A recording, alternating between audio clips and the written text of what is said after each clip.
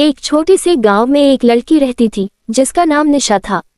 उसका सपना था कि वो अपने गांव की लोक संस्कृति और अपनी आवाज से दुनिया को अपनी पहचान दिलाए। निशा एक गरीब परिवार से थी, लेकिन उसका मन उम्मीदों से भरा हुआ था। गांव में लोग बहुत हाई सादगी से जीते थे और हर किसी की अपनी कहानी थी, अपनी पहचान थी। निशा का दिल लोक गीतन में था। गांव के मेला, त्योहार और चांदनी रातों में उसका गाना सबको मनमोहक लगता। निशा की आवाज इतनी मीठा थी कि उसके गीत सुनकर लोग अपने काम छोड़ बिना नहीं रहते थे। पर उसकी कहानी सिर्फ आवाज तक सीमित नहीं थी।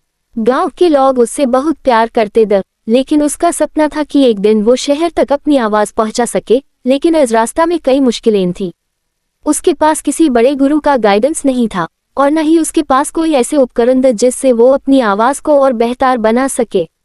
फिर भी उसने कभी हार नहीं मानी।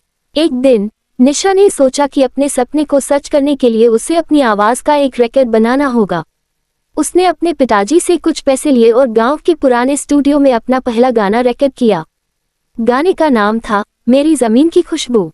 ये गाना उसने अपने गांव के सारे रंगन और उसकी मिट्टी की खुशबू से प्रेरित होकर लिखा था।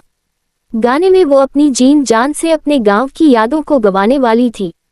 उसके बाद उसने अपना गाना छोटे से रेडियो स्टेशन पर भेजा।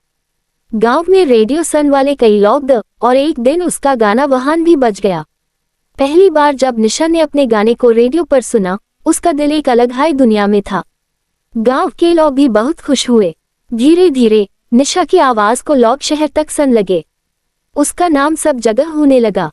एक बार एक बड़े सिंगर ने निशा के गाने को सुना और उसकी आवाज को पसंद किया।